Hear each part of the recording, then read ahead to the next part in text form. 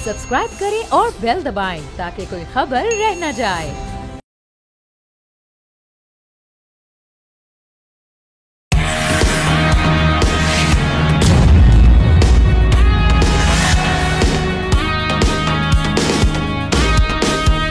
अस्सलामुअलैकुम नाजरीन, आप देख रहे हैं न्यूज़ पंच। आज के दिन के हवाले से जिस तरह से हमारे सामने मौजूद है करबला, इसकी एक तवील तारीख़ इस्लामी का एक ऐसा इनकलाबी इस्तिहारा है जो हिजरत नबी सल्लल्लाहु अलैहि वसल्लम के 60वें बरस तक सिर्फ एक मकाम का नाम था, लेकिन 61 हिजरी के माह मुहर्रम में ऐसे वाक़े का शाहिद बना जिसने हक व बातिल के दरमियान फ़र्क को वाज़े कर दिया।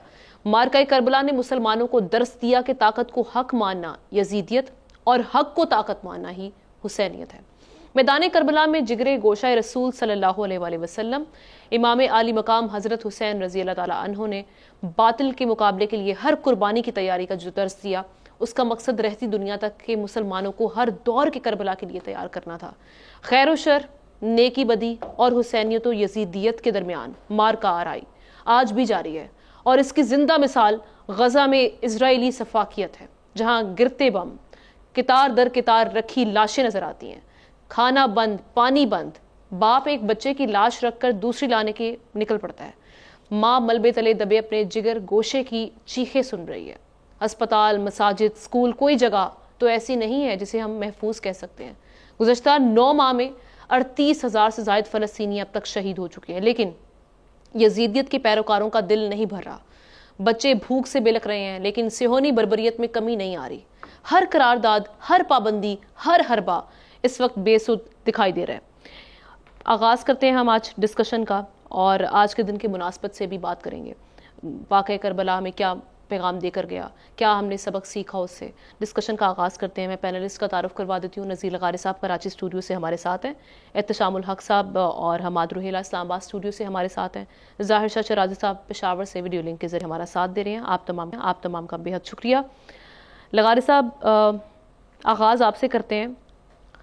करबला के वाक़े से मुस्लिम उम्मा के तौर पे अगर देखा जाए, हमने क्या सबक सीखा? अगर कुछ सीखा तो आज हमें इन हालात का सामना क्यों करना पड़ रहा है जहाँ पर हम देख रहे हैं कि फ़लस्तीन में हर रोज़ एक करबला बर्पा होती है? एक करबला वो है जो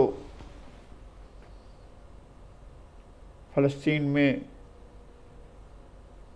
खून की नदियाँ बह रही हैं, और एक करबला हमारी बेहिसी है। जब हम ये सब कुछ देख रहे हैं, हम बेबस हैं, हम चीख मार सकते हैं, हम बेबस हैं। हमारे मोहतरम एहतशाम साहब, ज़ाहिर शाह साहब, हमाद रुहेला साहब अपनी आज़ारी को बयान कर सकते हैं, अपने दुख को, अपनी तकलीफ़ को, अपनी परेशानी को ज़ाहिर कर सकते हैं। लेकिन जो हमारे हुक्मरान हैं, और कोई लगभग 57 ममालिक में जो अपने आप को मुसलमान कहते हैं, वहाँ हुक्मरान हैं, और उनमें से कई ऐसे भी हैं कि जिन्होंने उस हुकूमत के साथ भी अपने ताल्लुकात रखे हुए हैं जो हुकूमत ये क़यामत ढा रही है फ़लस्तीन पर। तो अभी हमें कम से कम इतना फ़र्क तो कर लेना चाहिए, हमें इतना तो तय कर लेना चाहिए कि जब हक व बातिल का मामला हो, जब हुसैन और यजीद के दरमियान जंग हो, तो कम से कम ये तो कह सकें कि कौन हक पर है और कौन बातिल है, कौन सच्चाई के साथ है और कौन सच्चाई के साथ नहीं है। हम इतना भी कर सकते हैं कि जनाब ये जो फ़लस्तीन में हो रहा है जो कुछ, हमने कभी ये सोचा है कि ताकत का बेरहमाना इस्तेमाल क्या होता है? ये महज़ब दुनिया में अब कौन सी चीज़ से गुजर कर आए इंसान, लाखों बरस की इस उम्र के अंदर जब से एक इंसान बतौर इंसान सामने आया है, तब से लेकर उसने बहुत अलमिये देखे हैं, करबलाएँ भी बहुत देखी हैं। लेकिन ये जो कुछ हो रहा है कि महज घर में सोया हुआ है, महज घर में बैठा हुआ है बच्चा, और एक बम फटता है और वो पूरा ख़ानदान जो है वो ज़मीन बोस हो जाता है। इज्तिमाई कब्रें बनी हुई हैं, اور ہسپتالوں میں جہاں مسیحائی ہوتی ہے، جہاں پر علاج ہوتا ہے، جہاں لوگوں کی زندگی بچائی جاتی ہے، جہاں بچائی جانی چاہیے، وہاں پر آپ اجتماعی قبریں جو ہیں وہاں دریافت کر لیتے ہیں. یہ ہے سب کچھ. اور ہم سب اس میں صرف ایک بات کر سکتے ہیں کہ ہم اپنے دکھ کا اظہار کر سکتے ہیں، اپنی تکلیف کا اظہار کر سکتے ہیں، آنسو بہا سکتے ہیں. لیکن یہ ہے کیا کہ جن کے ہاتھ میں کچھ ہے، جو بات کر سکتے ہیں، وہ بے دلانہ یہ بھی نہیں کرتے ہیں، نیم دلی سے بھی یہ نہیں کرتے ہیں کہ یار مل بیٹھیں اور مل بیٹھ کر کچھ کہیں تو صحیح، کچھ بات تو کریں. کیا ہم سے وہ بہتر نہیں ہیں جنوبی افریقہ والے جنہوں نے جا کر باقاعدہ دروازہ کھٹکھٹایا اس میں عالمی عدالت انصاف کا؟ کیا اسلامی دنیا کے اتنے زیادہ ممالک کے اندر وہ جو جنوبی افریقہ والے ہیں وہ ہم سے کہیں درجے بہتر نہیں ہیں کہ وہ گئے اور انہوں نے جا کر کہا کہ جناب اس ناانصافی کو بند کیا جائے؟ اور وہ عدالت بھی فیصلہ دیتی ہے اور وہ کہتی ہے کہ یہ ظلم ہو رہا ہے، یہ دہشت گردی ہو رہی ہے، یہ زیادتی ہو رہی ہے.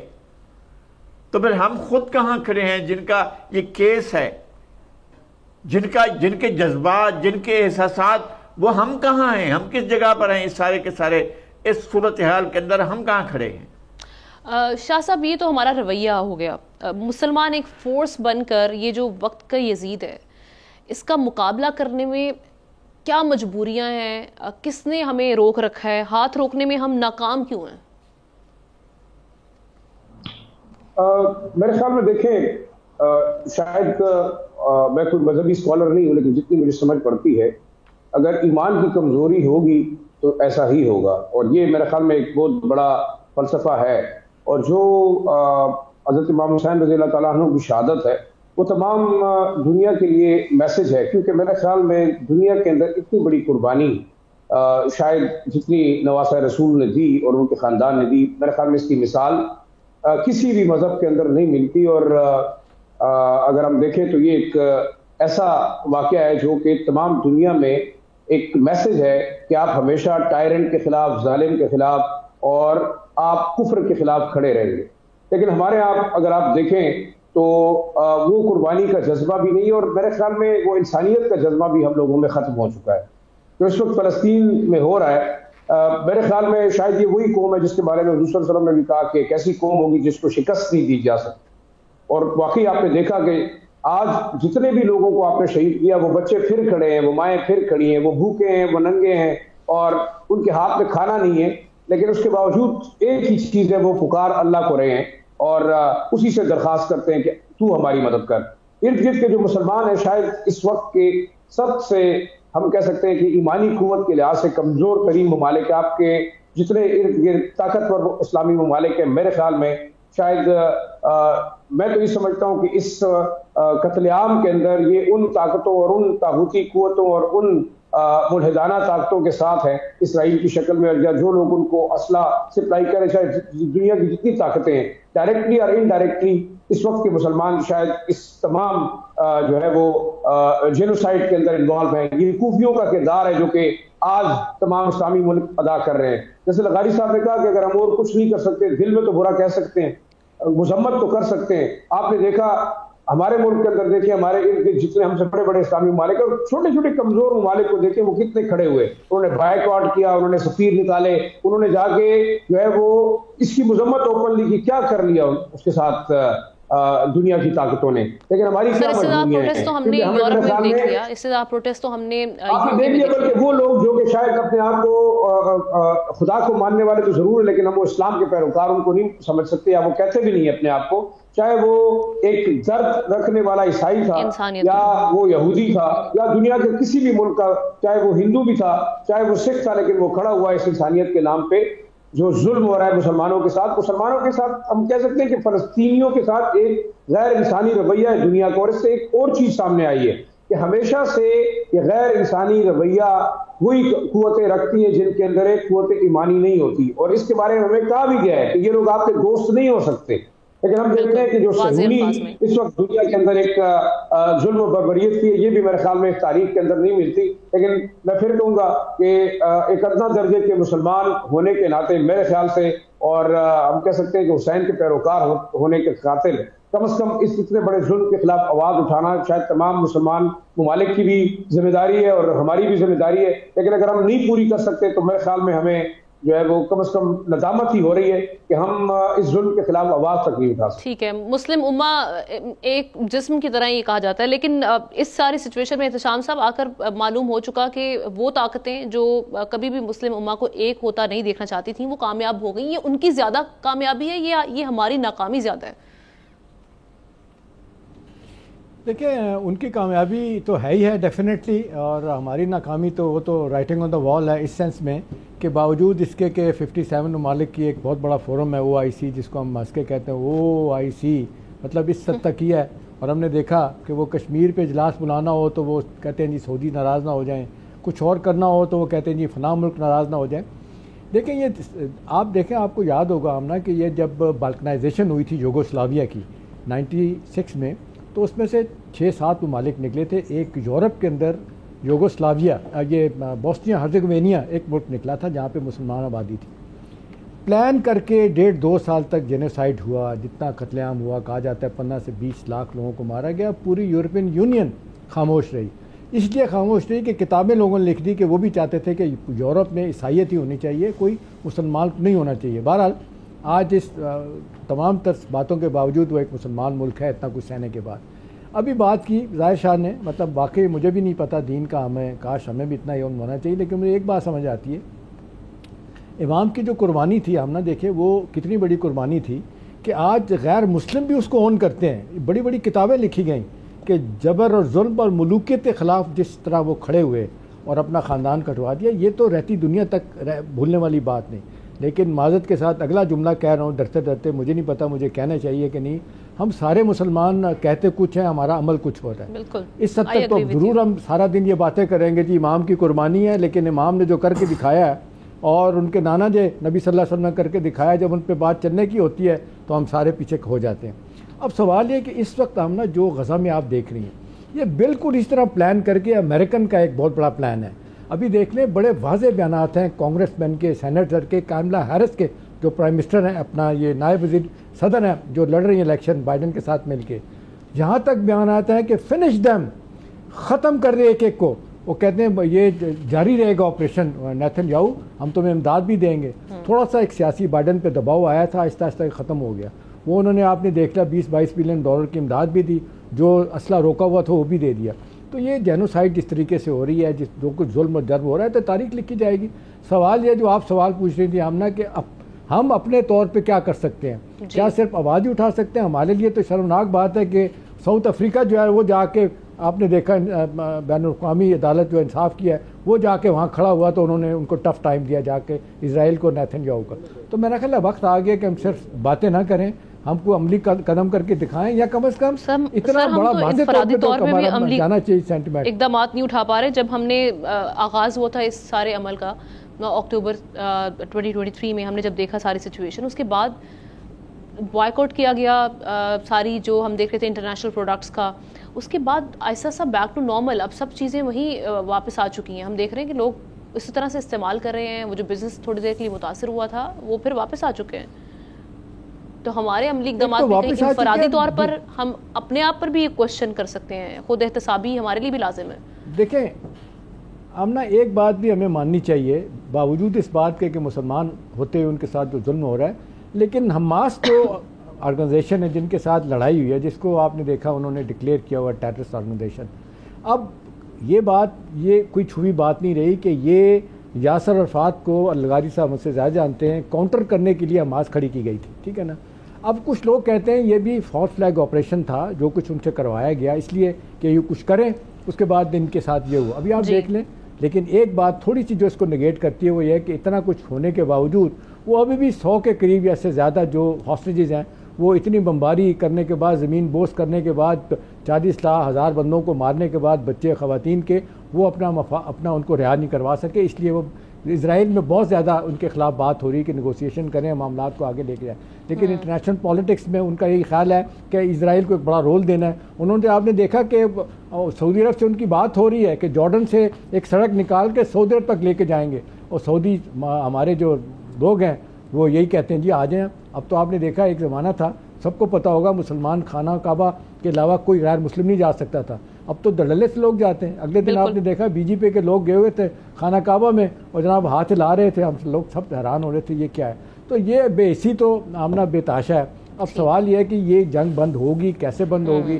میرا خیال ہے کم از کم ایک افیکٹو آواز تو ہو. آئے دن ہمارا عرب لیگ کا اجلاس ہونا چاہیے, OIC کی میٹنگ ہونی چاہیے, فورن منسٹر OIC کے کم از کم ہر 15 دن بعد 20 دن بعد ملیں تو ایک سیاسی دباؤ تو بڑھے گا نا کہ کچھ کہنے والا ہے. وہ بھی لوگ سمجھ رہے ہیں کہ بھی انہوں نے اس کو جیسے آپ کہہ رہی ہیں ایکسیپٹ کر لیا ہے, بزنس ایز یوزل. وہ انتظار کر رہے ہیں کہ خدا نہ خواستہ ایک بھی بچہ نہ رہے. ان کو اوپنلی اسرائیلی کہتے ہیں کہ کوئی بچہ نہیں چھوڑیں گے, ایون جو بچے ماؤں کے پیٹ میں ان کو بھی ہم مار دیں گے. ایگزیکٹلی ابھی جو ساری سچویشن ہے حماد, ایفرٹس دن بہ دن ہم دیکھ رہے ہیں اس حوالے سے کم پڑتی چلی جا رہی ہیں. پہلے اس پہ UN میں بھی بات ہوتی رہی, کچھ احکامات بھی آئے, امپلیمنٹیشن نہیں ہوا. پھر وہ جو ایک پریشر ہم نے اسٹرین ایک جو ڈیولپ کرنا تھا وہ بھی کہیں اب دکھائی نہیں دے رہا اس طرح کا. آپ اب کیا حل کیسے نکلے گا اگر یہ سب چیزیں نہیں ہوں گی, اور حل کیا ہے اس معاملے کا؟ حل کی طرف تو نہیں جا رہے ہیں ہم تو اپنی بے حسی کی وجہ سے, اپنی مفاد پرستی کی وجہ سے یا اپنی مجبوریوں کی وجہ سے خاموش تماشائی بنے بیٹھے ہوئے ہیں. وہ کوئی بھی ملک ہو. جب ہم چھوٹے تھے, جب ہم نے ہوش سنبھالا تھا تو کربلا کی کہانیاں سنتے تھے اور اس وقت ایک غیر یقینی کسی کیفیت ہوتی تھی اور سوال اٹھتا تھا ذہن میں کہ آخر کیسے ایسا ہو سکتا ہے کہ کوئی شخص کسی پہ اتنا ظلم ڈھا سکتا ہے, عورتوں, بچوں, بزرگوں میں بلا تفریق اتنا ظلم ڈھا سکتا ہے. جیسے جیسے وقت گزرتا گیا, سوچنے سمجھنے کی طاقت آتی ہے, بندہ اپنے ارد گرد دیکھتا ہے تو ان سوالات کے جوابات ملتے گئے. پتہ چلتا رہا کہ انسان کی فطرت میں جو حیوانی عنصر ہے وہ کبھی کبھی اتنا طاقتور ہو جاتا ہے کہ انسان جانور سے زیادہ شفاق ہو جاتا ہے. اس کی مثال ہمیں کشمیر میں ملتی رہی, سب نے بوسنیا کا ذکر کیا, جی بوسنیا میں ملتی رہی, اور مجھے تو کبھی کبھار اپنے ملک میں بھی نظر آتی ہے جہاں جتھوں کی صورت میں ہم ایک دوسرے پہ چڑھ دوڑتے ہیں, جلا دیتے ہیں, مار دیتے ہیں ایک دوسرے کو. یہی مثال ہمیں اس وقت غازہ میں نظر آ رہی ہے. 250 دن سے زیادہ کا عرصہ گزر چکا ہے, وہاں بچے بلبلا رہے ہیں اور بچے سانجے ہوتے ہیں. میں تو یہاں یہ بھی کہوں گا کہ کچھ عرصہ پہلے جو ایک ریٹیلیشن ایکٹیویٹی کی گئی تھی اسرائیل پہ, اس پہ خبر آئی تھی کہ ایک بچی زخمی ہوئی ہے. میں تو اس پہ بھی مجھے دکھ ہوا تھا کہ وہ بھی بچی ہے, اس کو بھی نہیں ہونا چاہیے. غازہ کے بچوں کا دکھ بہت بڑا ہے اور ان کا دکھ آئے دن بڑھتا جا رہا ہے. اس کا کوئی مقابلہ کسی اور کے ساتھ نہیں ہے. بالکل جی جی میں کہہ رہی ہوں بچوں کا کوئی مذہب نہیں ہوتا, بچے معصوم ہوتے ہیں. جیسے جیسے آپ نہ کوئی مذہب ہوتا ہے, نہ کوئی ایجنڈا ہوتا ہے. میں یہ کہہ رہا ہوں کہ ان کا یہ تو نہیں ہوتا نا کہ اس طرح سیاست جو آپ کر رہے ہو اس کی بنیاد پر سوچیں. اور یہ کہ نسل کشی تو کوئی حل نہیں نا کسی بھی مسئلے کا. یہ کیا بات ہوئی کہ آپ فلسطینیوں کی نسل کشی کریں اور ان کو نیست و نابود کر دیں اور ساری دنیا خاموش ہو کر بیٹھی رہے. یورپ خاموش ہے, مہذب آزاد دنیا خاموش ہے, جمہوریت پسند خاموش ہیں, انسانیت پسند خاموش ہیں, انسانی حقوق کے لڑنے والے خاموش ہیں. کہاں ہے وہ انسانی حقوق کے چیمپئن جو کہیں بھی, اور کہاں ہے وہ زندگی کے حقوق کے چیمپئن جو مچھلی کے پھنس جانے پر کیمرے لے کر پہنچ جاتے ہیں, مچھلی پھنسی ہوئی ہے, اس کو نکالنے کے لیے کاروائی ہو رہی ہے, فلاں کاروائی ہو رہی ہے, فلاں جو جانور ہے وہ پھنس گیا اس کو نکالنے کے لیے کاروائی. یہاں انسان مر رہے ہیں اور کوئی سوچ نہیں. ہزارہا انسان جو ہے مارے جا چکے ہیں, معصوم بچے مارے جا چکے ہیں, اور دہشت گردی کی انتہا ہے جو چل رہی ہے. جی حماد. اور لغاری صاحب ہر بات پہ انٹرنیشنل کمیونٹی آگے ہوتی ہے. اس معاملے میں انٹرنیشنل کمیونٹی کا ضمیر تو میں خیال ہے جاگنا کیا, وہ مر ہی گیا ہے. جی بالکل ایسا ہے. چلیں حماد آپ اپنا پوائنٹ آف ویو کمپلیٹ کر لیں پھر ہم آگے بڑھتے ہیں. جی میں بھی انہی کی بات سے ایگری کروں گا کہ وہاں پر کوئی کسی کو نظر ہی نہیں آ رہا. مسلمان کا بچہ مرتا ہے تو وہ اس کو انسانی تصور نہیں کیا جا رہا. 9 مہینے سے زیادہ ہو گئے ہیں وہاں پر جنگ چل رہی ہے اور ہیومینیٹیرین جو ایڈ ہے وہ نہ ہونے کے برابر ہے. UN agency of Palestinian refugees انہوں نے بھی کہا ہے کہ 50,000 سے زیادہ بچے ایسے ہیں اس وقت جن کو ارجنٹ میڈیکل کیئر کی ضرورت ہے, میل نیوٹریشن ہونے کی وجہ سے خوراک وہاں نہیں پہنچ رہی. ایسے ہی ایک اور UN کی ایک ایجنسی ہے جس نے یہ خبر بتائی ہے کہ 15,000 سے زیادہ رپورٹڈ ڈیتھس ہیں بچوں کی, اور کئی بچے ابھی تک ملبے کے تلے دبے ہوئے ہیں. اس کے اوپر کوئی آواز نہیں اٹھا رہا, خوراک وہاں نہیں پہنچ رہی. پانی کے بارے میں اگر بات کی جائے جو آج کربلا کے ساتھ بھی ملتی جلتی مثال ہے, ایک انسان کو ایک دن میں 15 لیٹر پانی چاہیے ہوتا ہے. اس وقت جو لوگ وہاں موجود ہیں غازہ میں ان کو صرف میکسیمم 2 لیٹر پانی مہیا کیا جا رہا ہے. اور آپ دیکھیے, یہ ذہن میں رکھیے کہ وہاں جو ٹیمپریچر ہے وہ 50 ڈگری سینٹی گریڈ ہے اور یہ وہ لوگ ہیں جو پچھلی گرمیوں میں اپنے گھروں میں بیٹھے ہوئے تھے, یہ وہ بچے ہیں جو پچھلی گرمیوں میں اپنے بستروں پہ تھے, اور آج وہ بچے سڑک پہ رول رہے ہیں اور اہل قلم اور اہل زبان اس کے اوپر کچھ نہیں کر پا رہے. اگر ہم کچھ نہیں کریں گے تو شاید آنے والے وقت میں جیسے کربلا کا ہم سوگ منا رہے ہیں, اس ہیومینیٹیرین کرائسس کا بھی صرف سوگ ہی منا سکیں گے. اور آپ دیکھیں حماد, آج میں نے ہم نے ایک ویڈیو دیکھی آمنا, ایک شخص ہے, اس نے اپنا بچہ اٹھایا ہوا ہے, میرا خیال 4-5 سال کا بچی ہے, بچہ خون میں لت پت ہے, اور وہ کہتے ہیں میڈیکل فیسلٹی اتنی تیزی سے ختم ہو رہی ہیں, اور وہ بندہ رو رہا ہے گلے لگا کے, صرف اس بات کا انتظار کر رہا ہے کہ اس بچے یا بچی کی آنکھ کب بند ہوگی. مطلب اس سے زیادہ 14ویں صدی میں بے حسی یہ ظلم ہے, بہت بڑا ظلم. ہم بالکل واقعی بے بس ہیں, اور ہم شرمندہ بھی صرف اس پہ بات کی حد تک ہی بات کر پا رہے ہیں اور کچھ کر نہیں پا رہے. غزہ کے باسیوں کے لیے اب ہم دعائی کر سکتے ہیں کہ اللہ تعالیٰ ان کے شامل حال رہے اور ان کی حالت پر رحم فرمائے. ایک بریک لیتے ہیں, بریک کے بعد دیگر موضوعات ان پر بات ہوگی.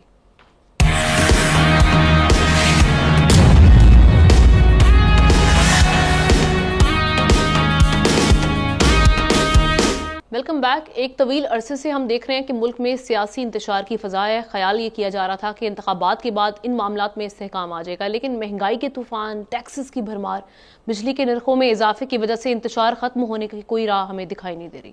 اگر ہم پولیٹیکل سٹیبلٹی اور پالیسیوں میں تسلسل ہو تو سرمایہ کاروں کا اعتماد بڑھتا ہے اور معیشت ترقی کرتی ہے, لیکن اگر ملک سیاسی انتشار کا شکار ہو تو غیر ملکی سرمایہ کار تو دور کی بات, خود ملکی کاروباری شخصیات بھی سرمایہ کاری سے ہاتھ کھینچ لیتے ہیں.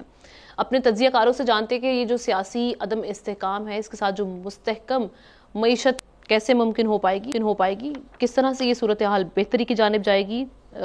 چونکہ ہم دیکھ رہے ہیں کہ احتشام صاحب, سرمایہ کاری کے حوالے سے بڑی خبریں آئی تھیں, بڑی خوشخبریاں سنائی گئی تھی, لیکن ابھی تک آپ کو کچھ دور دور تک کوئی آثار دکھائی دے رہے ہیں, سرمایہ کاری آتے ہوئے دکھائی دے رہی ہے ملک میں؟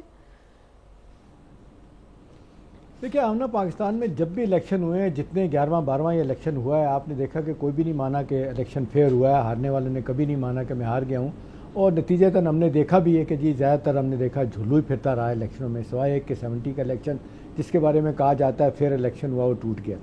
اب سوال یہ ہے کہ جب اس طرح کی صورتحال پیدا ہو جائے تو ہم نے ہمیشہ یہ دیکھا ہے کہ کچھ دنوں کے بعد بزنس ایز یوزول شروع ہو جاتا ہے, ایکسیپٹنس پیدا ہو جاتی ہے کہ چلیں ٹھیک ہے, جیسے 2018 میں ہوا, پھر 2013 آگے پیچھے دیکھیں, ہارنے والے نے کہا چلا جی ہم ہار گئے لیکن ملک کی خاطر آگے چلتے ہیں. یہ جو ہم نے دیکھا کہ 2024 کا الیکشن ہے, اس سے پہلے بھی یہ کہا گیا تھا کہ جی اس الیکشن کے بعد جو پچھلے کم از کم 2-2.5 سال سے غیر یقینی کی صورتحال, عدم استحکام, سرمایہ کاری نہیں ہے, لوکل انویسٹر بھاگ گئے یہاں سے چلے گئے ہیں, تو شاید اس کے بعد صورتحال ٹھیک ہو جائے گی. تو اب تو یہ لگ رہا ہے ہم کہ جن لوگوں سے آپ آفیشیل ان آفیشیل کوارٹرز میں آپ اہم لوگوں سے ملیں تو ان کے لیے بہت بڑی یہ پریشانی ہے کہ جی اس مسئلے کا حل کیا ہے. چلیں ایک تو یہ ہے نا کہ جی جلسے جلوس ہو رہے ہیں لیکن آپ کا کاروبار بھی چل رہا ہے. ابھی جو آپ سوال کر رہی ہیں, یہ جو 20 بلین 25 بلین ڈالر کی سعودی نے انویسٹمنٹ کی بات کی تھی, 10 بلین کی UAE کی طرف سے, پھر قطر کی طرف سے, اور یہ تقریباً 100 بلین ڈالر بن جاتے ہیں, کہا گیا تھا 5 سالوں میں, 5 سے 10 سالوں میں آئے گی. اب بڑا واضح طور پہ بات آپ نے, یہ سیکرٹ نہیں بات رہی کہ سعودی عرب بھی, UAE بھی, چائنا بھی, قطر بھی, سب یہ کہہ رہے ہیں کہ پہلے آپ اپنی اکانومی کو ڈسپلن کریں, آپ اپنے IMF کے پروگرام میں جائیں اور جو کہا جاتا ہے clean bill of health to the economy حاصل کریں, اس کے بعد ابھی انویسٹمنٹ لے کے آئیں گے. وہ کہتے ہیں ہماری انویسٹمنٹ کے وعدے اپنی جگہ موجود ہیں. پھر ابھی آپ نے دیکھا کہ سعودی ڈیلیگیشن تھوڑا سا پہلے, مہینہ پہلے ہو کے گیا تھا, انہوں نے پروجیکٹ آئیڈینٹیفائی کر لیے تھے, انہوں نے جوائنٹ وینچر جو کرنے تھے وہ اپنے لوکل انویسٹر سے بھی مل کے گئے تھے, لیکن ایک وجہ غیر یقینی کی صورتحال, پلس سننے میں یہ بھی آ رہا ہے کہ وہ پاکستان کو ایک میسیج دے رہے ہیں کہ جی ایک بڑی سیاسی جماعت ہے, اس کا لیڈر ہے, اندر ہے, یا کم از کم اس کے ساتھ آپ معاملات طے کریں, کیسے طے کرنے ہیں, جو بھی کرنا ہے اس کے بعد ہم آئیں گے. اب یہ بھی لمحہ فکری ہے کہ یہ کیسے چیزیں طے ہوں گی. اوپر سے جو ہم دیکھ رہے ہیں کہ جو لڑائی بہت زیادہ شروع ہوگی سیاسی جماعتوں کے اندر, ابھی دیکھیں نا بڑا بھرپور قسم کا ویسٹرن انٹرسٹ ہے موجودہ حکومت کا. یہ تو نہیں چاہے گی کہ اسٹیبلشمنٹ کی صلح ہو جائے بانی PTI کے ساتھ. اسی طرح سے اسٹیبلشمنٹ کی لڑائی جو اس وقت ہو رہی ہے عدلیہ کے ساتھ, اس کا فائدہ PTI کو ہو رہا ہے, وہ بھی چاہتے ہیں چلتی رہے. اب سوال جو آپ کر رہی ہیں نا کہ کہیں نہ کہیں تو بیٹر سینس پرویل کرنی چاہیے, کہیں نہ کہیں تو چلے کنورجنس آف انٹرسٹ ہو کہ چلے ملک تو چلے بھی, آپ سیاسی مفادات آپ کے اپنے ہیں, آپ سیاسی لڑائیاں پولیٹیکل پوائنٹ سکورنگ آپ کرتے رہیں, اپنے اوپوننٹس کو گراتے رہیں, بڑھاتے رہیں, لیکن اس ملک کو تو بچائیں. کہ صورتحال یہ ہے کہ پاکستان کو آخری 5 ملکوں کی بریکٹ میں UN نے ڈال دی ہے. ابھی آپ دیکھ لیں, ابھی لیٹسٹ پرسوں کی خبر ہے کہ پاکستان کا پاسپورٹ وہ آخری 5 ملکوں کی اس میں فہرست میں چلا گیا. تو میرے خیال ہے ہم نا معذرت کے ساتھ یہ ناکام ریاست اگر خدا نخواستہ نہیں ہے تو ہم ڈیلیبریٹلی اس کو ناکام ریاست بنا رہے ہیں. اور اس میں بلا تفریق جو کہوں گا کہ ایز اے نیشن ہمارے اداروں کا ہاتھ ہے, ہماری سیاسی جماعتوں کا, ہماری اشرافیہ کا, ہماری سول سوسائٹی کا, معذرت کے ساتھ ہماری میڈیا کا بھی, اس لیے کہ سارے اپنے جس کو کہتے ہیں پیٹی پولیٹیکل مفادات سے لوگ آگے نہیں جا رہے. ابھی دیکھیں ٹیکسوں کی آپ نے بات کی ہے, پرائم منسٹر بھی کہہ رہے تھے ہر سیگمنٹ آف سوسائٹی ہمیں کہتا تھا جی ہم پہ ٹیکس لگائیں باقیوں پہ لگا دیں. اب آپ کیا کریں گے؟ ابھی دیکھیں FBI کی ایک رپورٹ آتی ہے, وہ کہتی ہے کہ صرف کسٹم میں پچھلے 6 ماہ میں کوئی 1200 روپے کی کرپشن ہوئی ہے. اور پھر اوور آل کہہ رہے ہیں کہ پاکستان میں کرپشن جو فگر آیا ان کی رپورٹ FBI کی بتا رہی ہے ہم نا 5600 ارب روپے کی کرپشن سالانہ پاکستان میں ہوتی ہے, یعنی 5.6 ٹریلین روپیز کی. بھائی سوال یہ کہ اس کو ٹھیک آپ نے کرنا ہے, میں نے کرنا ہے, جو لوگ ہیلم آف دی افیئر ہیں وہ بیٹھ کے سوچیں ہم نے کیا کرنا ہے. لیکن یہاں تو معذرت خواہ لہجہ ہے, سیاسی مسئلے ہیں, ایک دوسرے کو فائدہ پہنچانا ہے, اپنے اوپوننٹس کو فکس کرنا ہے. تو یہ خدا نہ خواستہ یہ سلسلہ رہا تو ہم نا پھر ہم ریاست کے طور پر نہیں رہ سکیں گے. مطلب ابھی بھی ہم نہیں سوچ رہے تو پھر کب سوچیں گے؟ جی تو بات یہ جو ہم دیکھ رہے ہیں کہ ابھی گیلپ کا بھی جو سروے ہے حالیہ, اس میں بتایا یہ گیا کہ 94% پاکستانی ایسے ہیں جو ملک چھوڑنے کے خواہش مند ہیں. یہ بڑے ہوش ربا قسم کے فگرز ہیں. یہ جو سارا رویہ ہے اس وقت ہماری جو ساری صورتحال چل رہی ہے, آپ کو مستقبل قریب میں یہ سیاسی عدم استحکام کچھ کم ہوتا ہوا دکھائی دے رہا ہے؟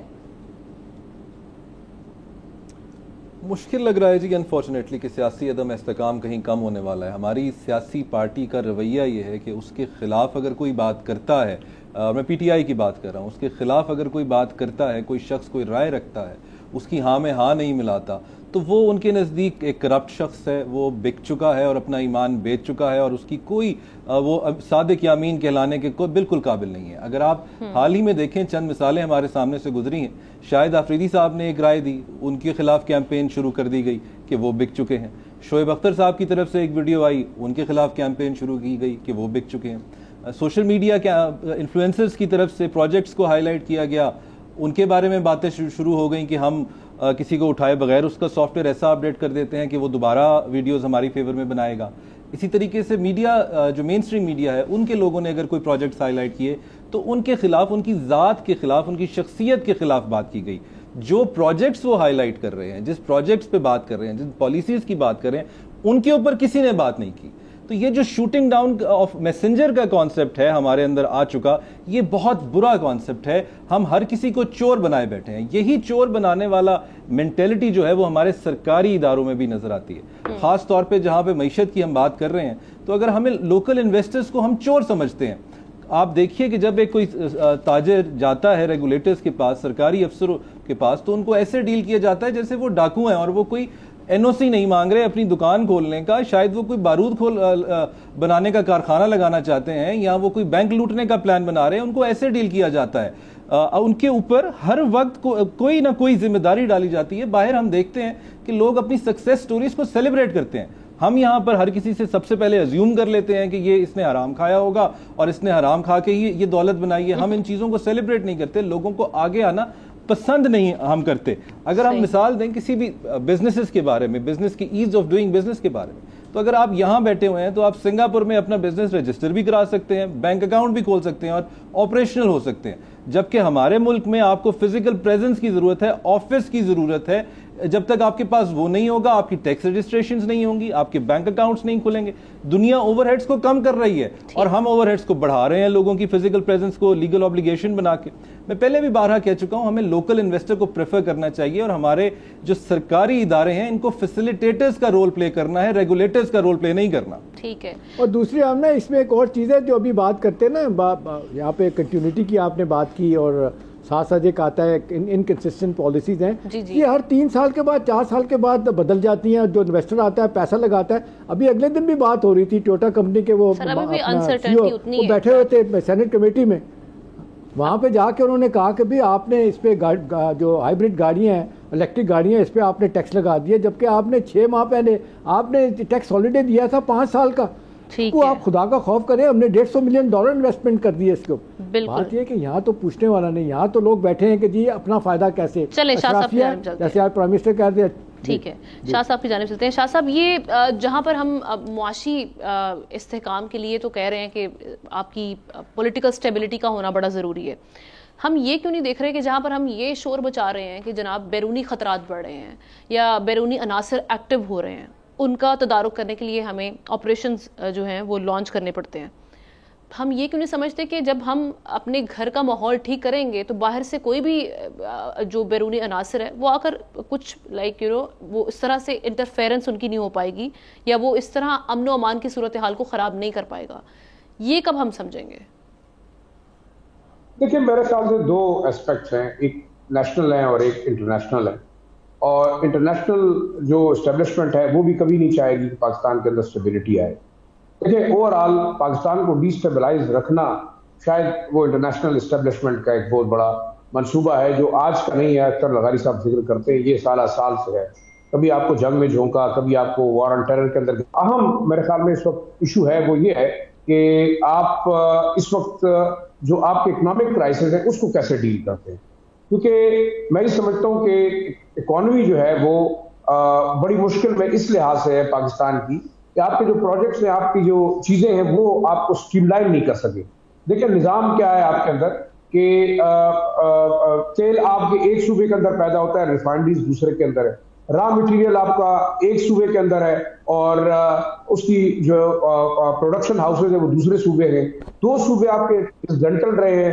ریزن یہی ہے کہ آپ کی جو بیوروکریسی ہے، آپ کی جو ایڈمنسٹریٹو سیٹ اپ ہے وہ ایک خاص صوبے جہاں ہم کہتے ہیں کہ پنجاب کو ہمیشہ جو ہے پریفر کرتی ہے ڈیولپمنٹ کے لحاظ سے، اور ان صوبوں کو آپ نے اگنور رکھا ہوا ہے. تو آپ اگر SIFC کی بات کرتے ہیں، آپ منرل ریزروز کی بات کرتے ہیں، آپ نیشنل جو ہائیڈل پاور کی بات کرتے ہیں، تو وہ کن جگہوں پہ مرکوز ہے؟ میرے خیال میں ریئلسٹکلی ہم نے اپنی پالیسی کو ری وزٹ کرنا ہے. پولیٹیکل کرائسس اپنی جگہ پہ، جو معاملات سیاست کے ہیں وہ اپنی جگہ پہ، اور سیاسی جو چپکلش ہے وہ اپنی جگہ پہ، لیکن آپ اگر اپنے ریسورسز سے فائدہ نہیں اٹھا رہے تو میرے خیال میں یہ بہت بڑا المیہ ہے. یہ آپ کی بیوروکریسی کے لیول پہ بھی ہے، یہ آپ کے پلانرز کے لیول پہ بھی ہے، اور یہ آپ کے اکیڈیمیا اور انٹیلیجنسیا کے لیول پہ بھی ہے، جو کہ آئیڈینٹیفائی نہیں کر سکے کہ پاکستان کی جو بیسک ضرورت ہے وہ ہے کیا.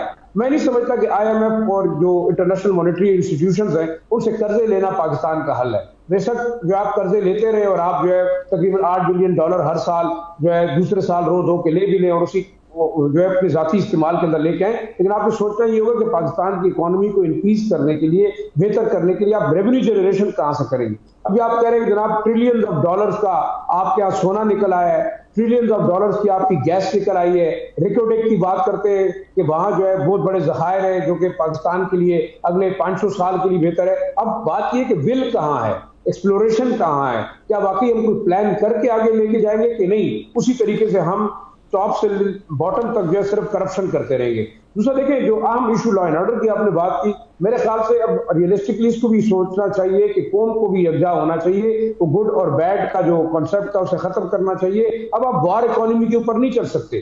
آپ دنیا کی انٹرسٹ پاکستان کے اندر اس لحاظ سے ختم ہو چکی ہے کہ وہ شاید ان کی وار آن یا جو افغانستان کے اندر ان کے انٹرسٹ ہے وہ نہیں رہے. وہ آپ آہستہ آہستہ ریڈیکلائزیشن کے لیے تو یہاں ضرور آئے، یہاں لوگوں کو جنگ میں تو جھونکا، ایکسٹریمسٹ اسلام کو یہاں پروموٹ کیا، لیکن ڈی ریڈیکلائزیشن کے لیے انہوں نے کچھ نہیں کیا، نہ مزید آپ کو فنڈ کرنے کے لیے جا رہے ہیں. تو میں یہ سمجھتا ہوں کہ مزید اگر آپ کو انٹرنیشنل کمیونٹی ڈریگ کرتی ہے اس ویشیس سائیکل کے اندر جس کے اندر آپ اکنامکلی تباہ ہو رہے ہیں، تو آپ کو سوچنا ہوگا کہ انڈیجنس آپ کے پاس کیا ذرائع ہیں. آپ سیلف کے طور پہ پاکستان کے اندر سے کیا نکال کے اس کی اکانومی کو امپروو کر سکتے ہیں. اور اس میں سب سے بڑا امپورٹنٹ فیکٹر یہ ہے کہ جب تک آپ کی اشرافیہ اس جنگ کو ختم نہیں کرتی، اقتدار کی ہوس کو ختم نہیں کرتی، اپنے ذاتی مفاد کو ختم نہیں کرتی، میرے خیال میں قیدی 804 اپنا روتا رہے گا اور جو باہر حکومت کرنے والے وہ اپنے روتے رہیں گے. میں یہ سمجھتا ہوں کہ بڑے مشکل صورتحال سے پاکستان درپیش ہوگا. اور اگر یہ ملک میرے خیال میں کہتے ہیں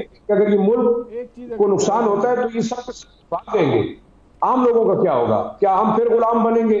جو آپ بات کرتے ہیں کہ ہم غلام، آپ کر کیا رہے اس ملک کو؟ آپ نے کنسنسس سے ان تمام مسائل کو دیکھنا ہوگا. میرے خیال میں جب تک آپ یکجا نہیں ہوتے تو نہ پولیٹیکل سٹیبلٹی آئے گی اور نہ اکنامک سٹیبلٹی آئے گی. جی احتشام صاحب ایڈ کر لیں، پھر ہم لغاری صاحب کا اس پہ ٹیک لیں گے. جی ہاں، میں ایک چیز ایڈ کرنا چاہتا ہوں. ہم نا دیکھیں اس وقت صورتحال یہ ہے کہ اب گورنمنٹ نہیں چل سکتی، ہمارا پبلک سیکٹر بالکل ختم ہو گیا ہے. अभी इंजन ऑफ ग्रोथ हमारा प्राइवेट सेक्टर बन सकता है, उसको फैसिलिटेट करने की ज़रूरत है। फिजिकल नॉन फिजिकल इंसेंटिव उसको दिए जाएँ, cost of doing business, ease of doing business की जाए, उनको तरजीहात की बुनियाद पे गैस बिजली अनइंटरप्टेड दी जाए, फिर तो आपका इंडस्ट्री का पहिया चलेगा तो मामलात जाएंगे।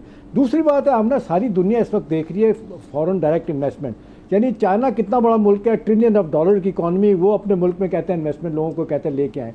हिंदुस्तान इन लोगों को कह रहा है कि हमारे मुल्क में इन्वेस्टमेंट लेके आए, चले वो बड़े हैं, इवन आप चले जाएँ, आप श्रीलंका चले जाएँ, बांग्लादेश, वहाँ पे लोग जा रहे हैं। हमारे यहाँ 2007-8 आखिरी साल था, हमने $5.5 बिलियन की इन्वेस्टमेंट बाहर से आई थी। उसके बाद से $1 बिलियन से ज़्यादा नहीं, $400 मिलियन, $500 मिलियन। तो ये तरीका है कि लोगों को ल्योर किया जाए, पहले अपने लोकल इन्वेस्टर को सहूलत दी जाए, उसका एतमाद हासिल किया जाए, जिसको देख के बाहर का इन्वेस्टर आएगा तो हमारा मामला चलेगा।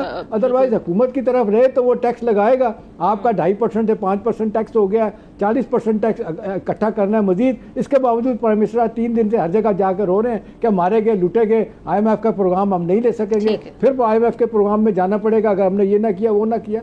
तो मेरा ख्याल है ईस्ट एंड वेस्ट के साथ नहीं चलेंगी, क्लियर कट पॉलिसीज दें, लोगों को एतमाद हासिल करें, इस मुल्क को चलाने की कोशिश करें दयानतदारी से। जी लगारी साहब, वे फॉरवर्ड क्या है, मुल्क के जो बड़े हम कहते हैं उनको बैठना चाहिए, ये एस्टैब्लिशमेंट या अदलिया, आप क्या समझते हैं कौन अपना किरदार निभा सकते हैं इस सिचुएशन को आगे लेके चलने के लिए? सूरत तो उस जगह पर पहुंच गई है जहां कोई भी कुछ नहीं कर सकता है। मरीज जो है बिस्तर पर पड़ा है, सांस ले रहा है और अभी सिर्फ सांस ले पा रहा है, यह है सूरत हाल, मरीज की ये सूरत हाल है।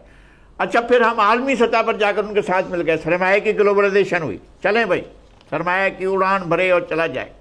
फिर पाबंदी लगाई गई, जनाब देखें ब्लैक मनी तो नहीं आ रही है, वो हमारे लिए है, हमारी तरफ अगर कोई हमारा पैसा कहीं आ रहा है हमारे पास, ओ भाई चेक रखना कि गड़बड़ ना हो जाए। अच्छा, ये जो हमारे लोग गए हैं, आपको पता है, आप कनाडा में देखें, जब कोई फंक्शन हो, मुशायरा हो, और पाकिस्तानी कम्युनिटी के हज़ार लोग बैठे हैं, अगर वहाँ जाएं तो आप लगेंगे कि ये तो PTI का जलसा हो रहा है, ये तो MKM का जलसा हो रहा है, ये तो शायद पीपल्स पार्टी का जलसा। इतने लोग आए हुए हैं, लेकिन सारे लोग गए हैं और ब्यूरोक्रेसी से, सर्विसेज से और मुख्तलिफ जगहों से जो है लोग पहुँचे हैं और वहाँ जाकर पैसे यहाँ से कमाए हैं, वहाँ जाकर बैठे हुए हैं और वो कर रहे हैं। एक हमने, दुनिया ने, आलमी सरमायादारी ने गुर्बत की ग्लोबलाइजेशन नहीं की है, उन्होंने जो है बेरोजगारी की ग्लोबलाइजेशन नहीं की है, सरमाए की ग्लोबलाइजेशन हुई है और सरमाया जा सकता है। चीन में था, मैं चंद साल पहले, मैंने वजह अगर पूछा भाई चीन आपने ये कैसे कर लिया है, आपने तो इतनी जल्दी रैपिडली तरक्की की है। उन्होंने कहा जनाब, हमने कहा कि तमाम लोग, जो चीन के लोग दुनिया में जहाँ भी रहते हैं वो सरमाया लेकर आएँ और जाकर लगाएं, अपने मुल्क में लगाएं, और जहाँ भी कोई रुकावट बने उसके लिए आप बिल्कुल फिक्र ना करें, सिर्फ एक इतला करें।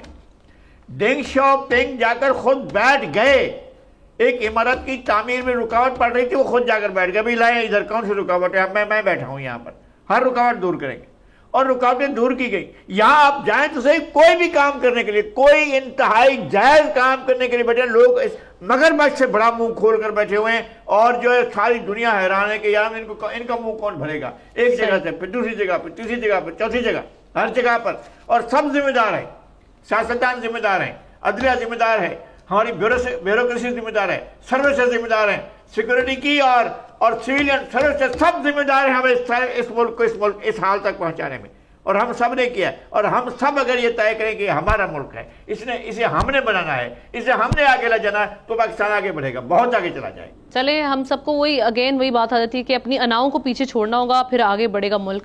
इसके साथ ही प्रोग्राम का वक्त खत्म हुआ चाहता है। आप सबका मैं शुक्रिया, इंशाल्लाह फिर आपकी खिदमत में हाजिर होंगे। अल्लाह हाफिज़।